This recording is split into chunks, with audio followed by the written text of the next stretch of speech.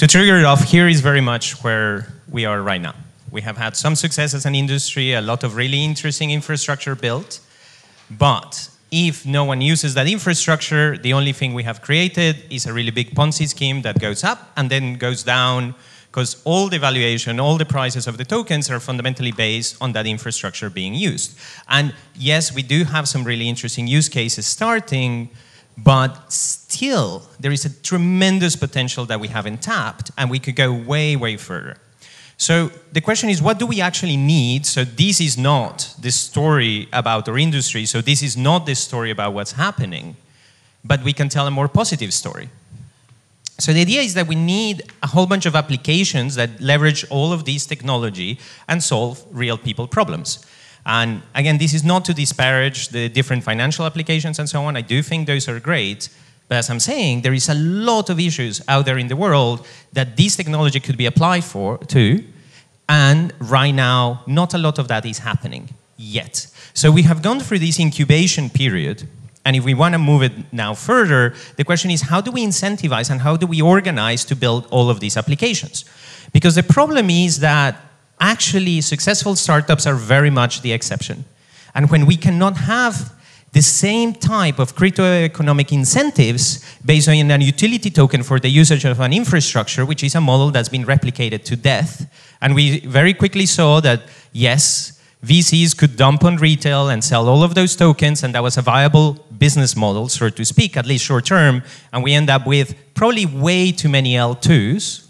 Then that same value to incentivize the development of applications, etc., kind of falls flat when we see the risk of trying to build a traditional startup. And all of these ecosystems are using different methods to try to incentivize the usage of this infrastructure, the usage of this technology, and build applications.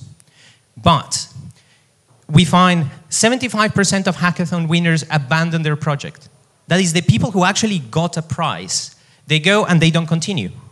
And if you then look and start speaking with these people, you realize that the moment that they start to think about the idea, very often is right at the beginning of the hackathon. Even the hackathon has already started, and they're thinking, oh, what should we build? What if we did, here is a cool idea, let's build it. And yes, it's a cool idea, but is it unique? Does it actually fulfill a gap in the market? Can it actually serve the needs of real users? Is it actually going to be commercially viable, or is it just a cool idea? So a lot of these are just cool ideas, and the teams know it, and they don't even continue. On the other side, with traditional acceleration incubation methods, we're focusing on what is the power law. Essentially is VCs knows, investors knows, that the large majority of these startups are going to fail. Now, that's terrible for the entrepreneurs. It's not that bad when you're a VC and you're spreading bets, because all you need is to get one right that is really, really big. So we try to fund only companies that have unicorn potential, but anything below unicorn potential doesn't get funded. So there is this huge gap of funding for a lot of applications that could be really useful, essentially SMEs. And if you look at the distribution of the economy, SMEs are actually the largest part of our economy. But in Web3, we have no way to fund or support SMEs. We're geared only for the majority of people who are trying to build something to fail, to even burnt out trying to do it. Healthy, it is not. So the idea is that deploying capital is not enough. And this is largely what we've been doing through grants, and there is good regulatory reasons why it's been complicated to do otherwise. But even conceptually, we already learned this lesson from Web 2, that if all we do is give an entrepreneur or a small team a lot of capital, they're most likely to fail. Because small teams don't know what they don't know. Some of the things that are the most valuable for them is, yes, they need a way to pay rent so they can keep on building, but also they need access to networks. They need different methodologies. They need advice on how to address the huge number of challenges that they don't necessarily know, because again, they're a small team. If you already have 3, 4 people there, how much different knowledge of different domains can you pack into 3, 4 different people? So the majority of them, they're not even aware that they have no clue about marketing. So they underinvest in marketing, they hire a very junior marketing person, and then what happens? There is no distribution.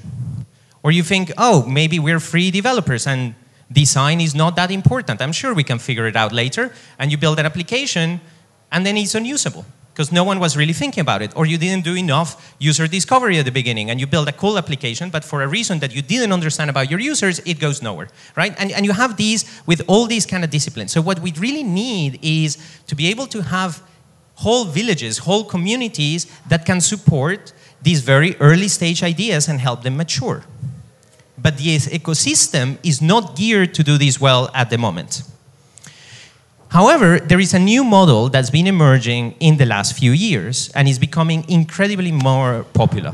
So we have this idea of venture builders, or startup studios, or startup factories. And what these do is they take that lesson that deploying capital is not enough and we actually need to provide a lot of support, and they take it even further.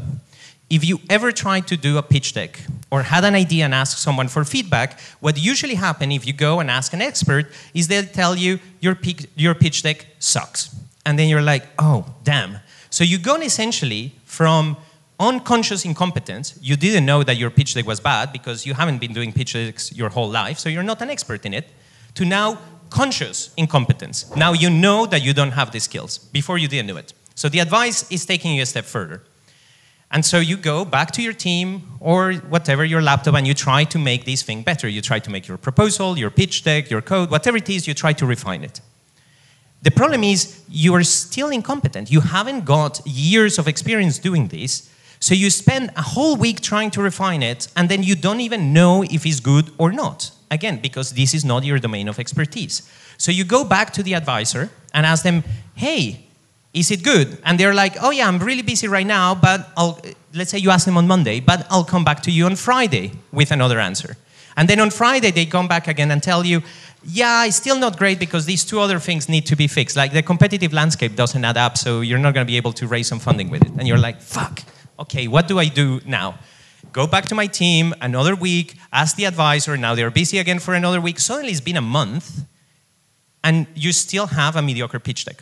Compare that to the idea that you find someone who's actually willing to spend not half an hour, not 1 hour giving you some feedback, some advisory, but get their hands dirty, work with you for 4 hours on the whole storyline until the thing is really great. Because they take your unique knowledge about the problem space plus their specialized skills and they hammer it out.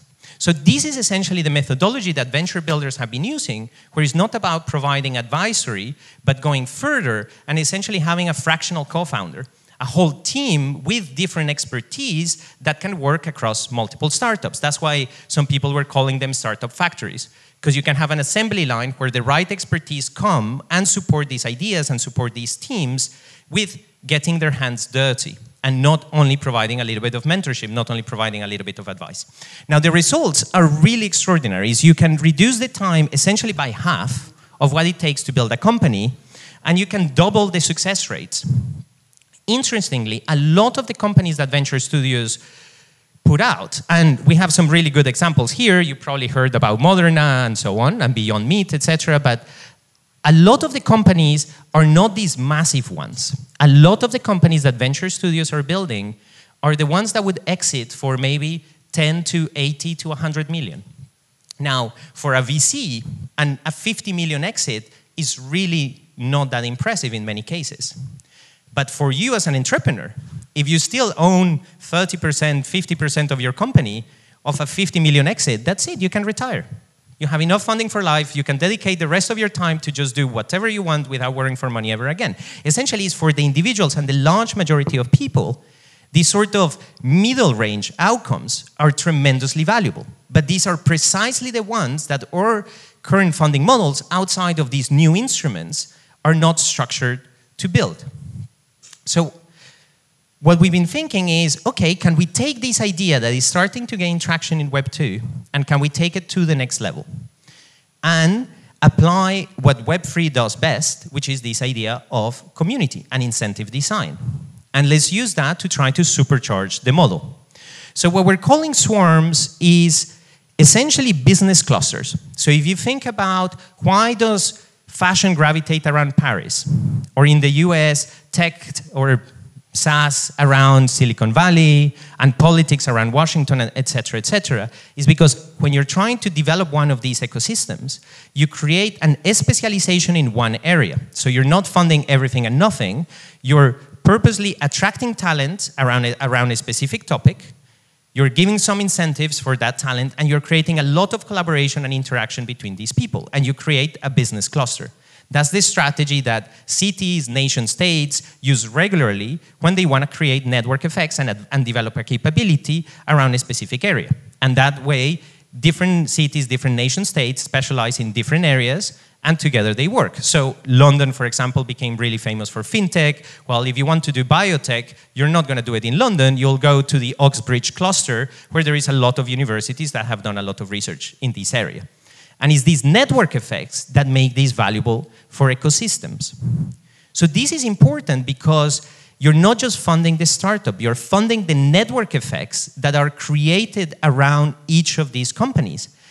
And all the extra talent that is going to be attracted, all the other companies, when these network effects start to snowball around creating this swarm. And that is when it's going to generate the compounding around the usage of the infrastructure. Because you cannot just fully fund every single business that is going to be using this infrastructure, but you can definitely seed the swarm. You can seed the network effects. You can seed the business cluster so that more people get attracted. They start to hear the success stories. They have more people to collaborate there. And because there is talent density, there is knowledge density, there is access to capital, there is access to talent, etc., it makes for a really interesting place to be and participate in. And this is how ecosystems can compete with one another without using negative incentives, but using positive incentives, carrots instead of sticks, and this can make the whole thing viable for them financially, so that we can actually repurpose all of these tokens incentives to start building swarms. So, how do they work? So we have the expert community and support around these things. So a lot of it is about facilitating interactions between peers. Cross-team collaboration, and here is the key, is how do we incentivize this cross-team collaboration and the modularity and composability? Because if we want to retain people in our ecosystem, building on top of our technology, it's very easy for one application to migrate somewhere else. But it's very hard for a whole cluster of applications that are integrated with one another to coordinate and all of them migrate somewhere else together. So again, this generates retention, this generates staying power, this generates the network effects because attract more people because they have more collaborators and they can specialize in one area, do it very well, and collaborate with others. Now, lone startups that are starting the wild, they're not geared up for collaboration, they're geared up for competition. If someone else comes, your technology is really cool, should we integrate it and that way we complete our product, you can do that. But as both business mature, if what they're doing is financially very valuable and you can undercut them, you can use their technology to test the value proposition, to test whether this is working. And if it's indeed working, then you build that technology yourself in-house. So because there are these sort of risks in these partnerships, what the lone startups are incentivized to do is grab as much market share as possible, and you don't know the other people in the cluster, etc., it's hard to trust them. And it takes a lot of time to develop this trust, to develop the ability to collaborate, and so a lot of it is not currently happening. Despite that having a single backend, the blockchain, makes it technologically a lot easier to collaborate, we're only seeing the tip of the iceberg of the amount of collaboration we could do. So we can actually change these incentives by this idea of interdependence. So we have on one extreme lone startups that start on their own, they're independent from the others. At most, they can do some co-marketing or some integration. On the opposite end of the scale, you have all of these different organizations or products being part of the same corporation. So they have fully merged, people have lost their autonomy because now they are subdued to this bigger brand that is going to decide what are the trade-offs. And there is a point in the middle that is starting to emerge not only in Web3, but across many other places and have as well very interesting historical precedents. In Japan, these were called the keiretsus and became popular in the 80s. And it was a business structure where different businesses will own a little bit of the shares of each other, creating a network of cross-ownership. Now, many keiretsus fail because they were not very well designed. But the ones that succeed, you probably know, and you have heard about the Mitsubishi Group or Toyota, who are actually structured in this way. In China, right now, the #1 IoT company in the world, generating $55 billion a year, that is taking over the Americans and acquired the consumer applications arm of General Electric, is called Hire. And it operates as a platform that enables a network of micro enterprises that collaborate on top of this platform. And they're partially owned by Hire. Many of them are independently owned. So you have this idea of partial ownership, where in these small teams, people are still acting as entrepreneurs. They still have autonomy. They still have the speed of decision making, the freedom to explore new ideas, but they're also interwoven, interdependent with a collective that give them access to scale and give them access to bigger resources, access to a bigger brand, distribution channels, talent, access to capital, and all the benefits of being part of a very large community that can really help you. So we're essentially taking this idea and now applying it to Web3 that is really easily geared for these networks of cross-ownership, because we can do the token swaps. We can very easily govern each other organizations. And we also have the precedent of open teams, where it's relatively easy to join a team, start checking out what they're doing. If you like it, you can contribute and add value to it. So what these lead to is what I would argue could be the biggest culture change that we can create with Web3 that actually changes some of the fundamental principles in the way the economy is built right now. That is, in Web2, if you have an idea, what you do is you go and start a new venture from scratch.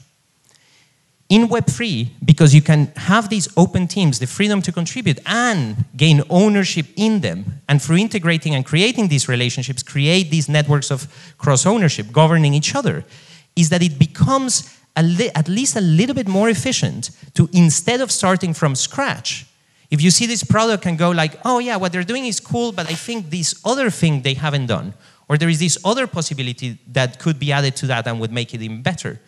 In Web2, the best thing you could do is send them an email. Here, you can actually go and build it. You can actually start contributing. You can become a governor in that idea. You can affect their roadmap. And the more we develop the technologies to do this, the easier it is to actually find existing ventures and build on top, either by contributing, integrating, and so on. And so we can, through these, make it even easier for that middle range, the long tail of projects, the long tail of ventures, to become sustainable, to get access to resources that currently they're not getting, and build whole ecosystems of applications so we don't end up as a Ponzi scheme, but actually we end up building all of the amazing things that are going to have that great impact that we're looking for. So we started now, since partnering with Arbitrum, we started putting this into practice and turning it into an entrepreneurial journey where people can first join as an entrepreneur in residence. They can either develop their own idea or take some of the research that has been done in the collective and start validating the opportunity. And there is no need to start building first thing, let's go talk with users, let's understand the opportunity and so on, and dive deep into these between 2 to 6 months until you find a really good opportunity that you can validate. Once you have found that there is actually some traction around this idea, then you can graduate to the next stage and receive a little bit of capital and a lot more support from the collective and the swarm to go and build an MVP and market test it. And then if this is gaining traction, if you can actually prove that this idea is valued by other people, that it gets users or it gets revenue or it gets investment, then you can join the swarm and receive ownership in the collective. So every company that graduates to this stage, they're not only partially owned by the collective, like you would in an accelerator, you give away a little bit of your equity, but you also receive some of the tokens of the collective.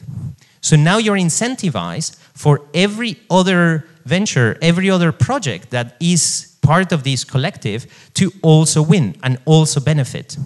And this is what creates, plus some databases and some cultural design around it, etc. This is what allows you that instead of, for example, you going alone and trying to sell your tool, even more so if you're doing B2B sales or trying to sell to a DAO, it takes a tremendous amount of energy to convince other people to try your tool. But you suddenly have a consortium, a whole group of other ventures who are selling within the same vertical, within the same niche that you're doing, and they can make introductions to customers. So you can start to tap onto some of the economic advantages that organizations like SAP or Microsoft have, that when they land with one product, they can start expanding from there and generate a lot more revenue, reduce the cost of sales, which also means that you can have a lot more ventures who are more successful because of the collaboration. So the invitation is essentially that we can stop thinking that we need to do everything by ourselves, that we necessarily need to build a unicorn, and yes, unicorns can still come from these, but mostly is that through collaboration we can achieve better outcomes for the entrepreneurs, more resilience for ecosystems, and ultimately everything that we dreamed that we will be able to offer all the users and all the impact we wanted to have. Thank you. Any questions, Luca? This sounds wonderful, but it sounds very theoretical. It should, could, would. So is there any indications of this working in, I don't know, in real life? Yeah, I mean, essentially, well, you have Hire, who operates with a very similar approach. They have 4,000 micro enterprises in their platform. They were able to build Thunder Robot, which was a hardware startup, to 400 million of revenue in 3 years. Is that Web 3 or Web 2? That's Web 2. In Okay. Web 3, Web 3. Yeah, I mean, no, in Web 3, there is not a lot yet. We have it now. We have 8 ventures in the portfolio. They're already starting organically to do integrations between them, cross-selling. We finished right now the pilot with Arbitrum of that process, and are now in the conversation with them to scale it up to the next level and include another 25 entrepreneurs in the programs. So, I have a project, and I spoke to Luca, and he told me your project has like tops at maybe $60 million yearly revenue. So it's not a unicorn idea, and sorry, we don't invest in those as a VC. That's me. So do you think it makes sense to talk to you for this, or like, are you guys looking actively for these types of projects? Yes, we are. Here is the caveat. As I was saying, the importance of the swarms is largely a specialization. So accelerators, they usually somewhat broad theme, because if you make it too narrow, the projects compete and it breaks. Here, we solve that through the cross-ownership, but really the value compounds is if you're all working in a very similar domain. Otherwise, I cannot introduce you to customers. I speak with someone, I learn something about your product. Well, I'm not, because you do a completely different thing, right? So we are focused on collaboration technology, because we believe that essentially there is a lot of tools that can enable this swarming that don't exist yet. So we're prototyping them with Excel spreadsheets and Notion and all kind of bullshit, and slowly trying to productize and make these more accessible to others. So for us, collaboration tech is the first starting point, but our hope, and part of the reason of giving these talks and presentations, is so people get inspired for this approach, and as we start to validate it and show progress, then we can build DeFi swarms, and we can build media tech swarms, and we can build every other vertical. So yeah, without knowing much about your project, but. And is Arbitrum actually planning to launch these swarms, like invest in those and really push them, or? Well, it's right now, that's the open conversation. So as I was saying, we already been working with them for the last 6 months. We deployed funding. We put 6 entrepreneurs through these. Now they're maturing. They're moving to the next stage. Some of those tools are starting to be prototypes and MVPs, etc. Obviously, this has a big lag. Like, it takes easily 2 years for one of these companies to fully mature, and even longer. And 6 is statistically insignificant. So now we're discussing with them to scale it up to 25 for the next year and a bit.